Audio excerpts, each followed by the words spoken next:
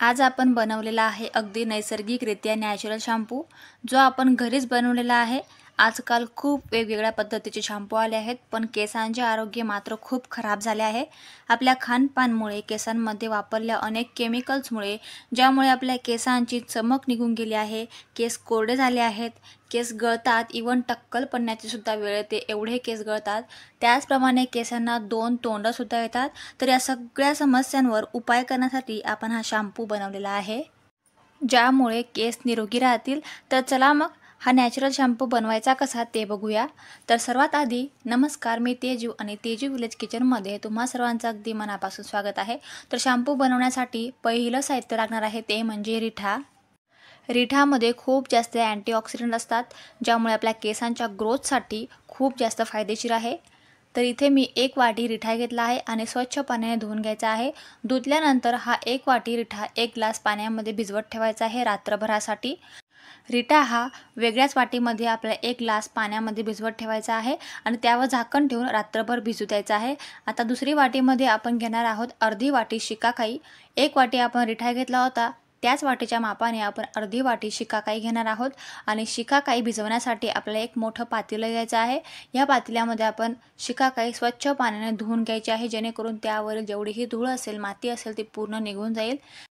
शिकाकाई धुतल्यानंतर यामध्ये टाकायचा आहे 2 चम्मच मेथीदाणा। मेथीदाणा सुद्धा केसांसाठी खूप जास्त फायदेशीर आहे। आता 3 चम्मच आवळा पावडर घ्यायची आहे। अख्खा आवळा घेतला तरी सुद्धा चालेल, पावडर नसेल तर सुकलेला आवळा घेतला तरी सुद्धा चालेल। तर इथे क्वांटिटीनुसार मी 3 चम्मच आवळा पावडर घेतली आहे आणि या साहित्यात आपण 2 ग्लास पाणी घेणार आहोत। अगदी नॉर्मल पाणी घ्यायचं आहे, गरम करण्याची काही गरज नाही। आता सर्व साहित्य एकदा मिक्स करून द्यायचं आहे, वरून झाकण ठेवून रात्रभरासाठी भिजवत ठेवायचं आहे। त्यानंतर एका वाटीमध्ये 2 चम्मच तांदूळ घ्यायचा आहे, तांदूळ कोणताही घेतला तरी सुद्धा चालेल। तांदूळ स्वच्छ पाण्याने 3 ते 4 वेळा धुवून घ्यायचा आहे आणि त्यामध्येच अर्धा कप पाणी टाकून रात्रभर तांदूळ भिजवत ठेवायचे आहे। आता दुसऱ्या दिवशी बघा रिठा छान प्रकारे मस्त असा भिजलेला आहे। आता रिठा वेगळा का भिजला तर बघू शकता तुम्ही, आपण रिठा वेगळा भिजला आहे कारण त्यामधील आपल्या बी काढायचे आहे। जर आपण सगळं साहित्य एकत्र भिजवलं असतं ना तर या बिया काढता आल्या नसत्या, त्यामुळेच मी रिठा वेगळा भिजवला होता। आणि छान प्रकारे आपण कैचीच्या साहाय्याने किंवा हाताच्या साहाय्याने छान प्रकारे बिया काढून घ्यायच्या आहेत आणि छान रिठ्याला अतिशय भारी नॅचरली रंग सुद्धा आला आहे।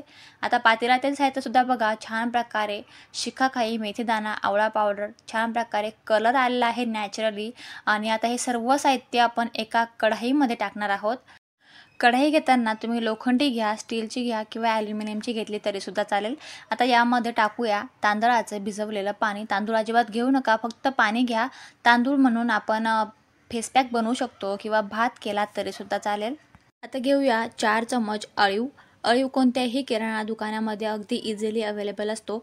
अळीव आधीच पाण्यामध्ये भिजवू नका, कारण तो खूप चिकट असतो, त्यामुळे आपल्याला या कढईमध्ये 4 चम्मच अळीव असाच कोरडा टाकायचा आहे। परत आपला 2 ग्लास पाणी टाकून हे सर्व जिन्नस एकदा चम्मचच्या साहाय्याने मिक्स करून द्यायचं आहे। आणि बघा किती छान मस्त असा नॅचरली रंगसुद्धा या मिश्रणाला आला आहे। आता यामध्ये टाकूया आपण 3 ते 4 जास्वंदीची फुलं। जर तुमच्याकडे वेगवेगळ्या रंगाची फुलं असतील ना जास्वंदीची, तर तुम्ही टाकले तरी सुद्धा चालेल। आता हे सर्व जिन्नस आपण गॅसवर छान प्रकारे अगदी हाय फ्लेमवर दणदणून उकळून घ्यायचं आहे।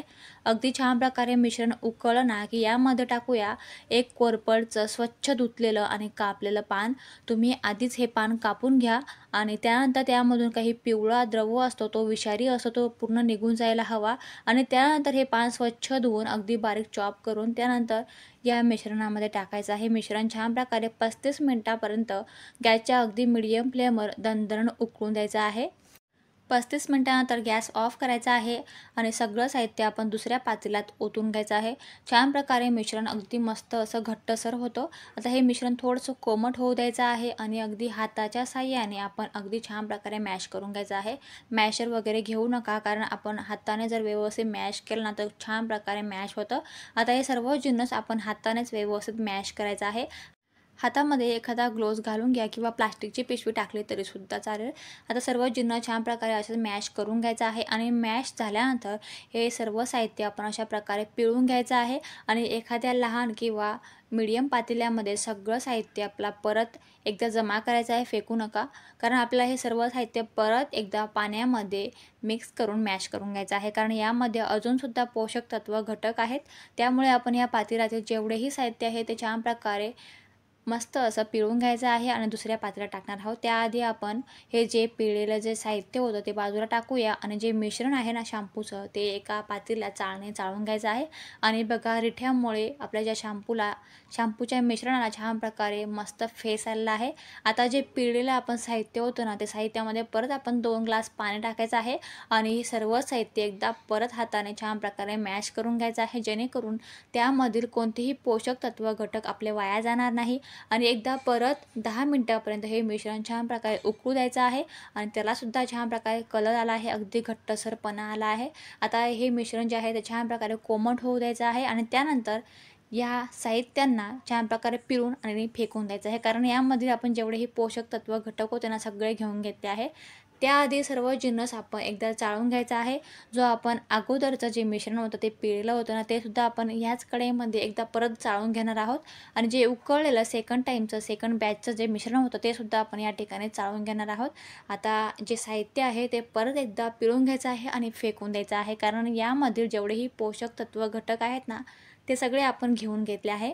अशाच प्रकारे आपला शॅम्पू तयार झाला आहे आणि अजून यामध्ये काही साहित्यसुद्धा आपल्याला टाकायचं आहे, जेणेकरून शॅम्पूला अजून जास्त स्ट्रॉंग बनता येईल, आपल्या केसांची निगा राखता येईल.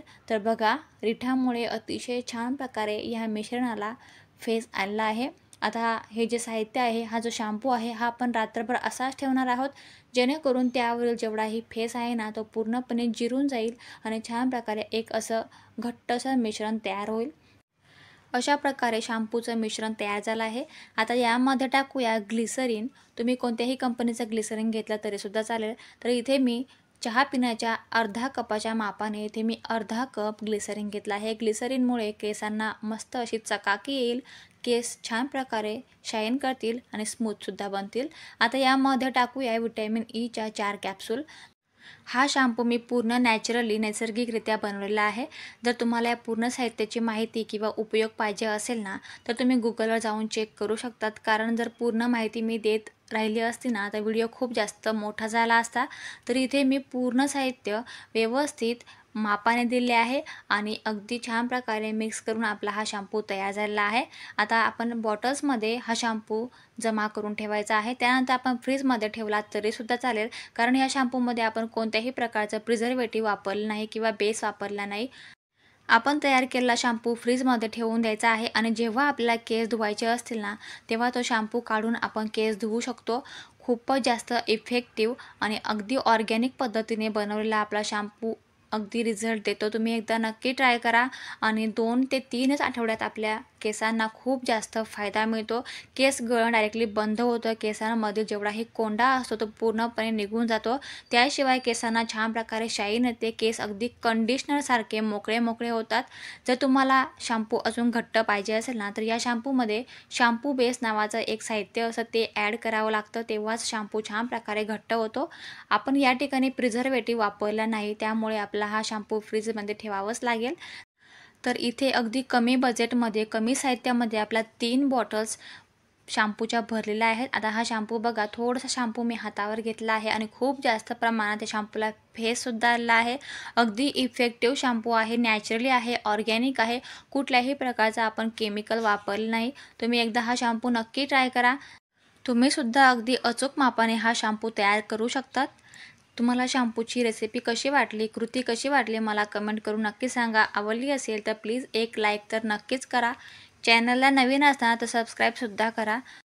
सध्याच्या धावपळीच्या युगात आपल्याला जास्त वेळ मिळत नाही आणि त्यामुळे आपण केमिकल्सचे शॅम्पू घेऊन येतो, तेल घेऊन येतो आणि त्याचा विपरीत परिणाम आपल्या केसांवर होतो. तर असं करू नका. घरीच आपण वेळात वेळ काढून हा शॅम्पू तयार करा, तेल तयार करा आणि मग ॲप्लाय करा आपल्या केसांवर. अगदी काळेभोर, लांब सडक आणि निरोगी केस आपले नक्कीच राहतील.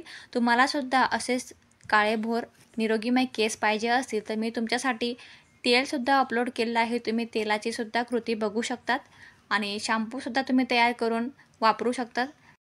ह्याच मापाने जर आपण शॅम्पू तयार केला ना तर 2 महिने शॅम्पू खूपच टिकतो आणि खूप बेनिफिट आहे, इफेक्टिव्ह आहे. कोणताही प्रकारचा साईड इफेक्ट नाही. तेलसुद्धा तुम्ही तयार करून 2 महिन्यापर्यंत टिकवू शकतात. अशाच पद्धतीने हर्बल हेअर ऑइल आणि शॅम्पू तुम्हाला कसा वाटला मला कमेंट करून नक्की सांगा. आता भेटूया पुढच्या व्हिडिओमध्ये. तोपर्यंत थँक्यू.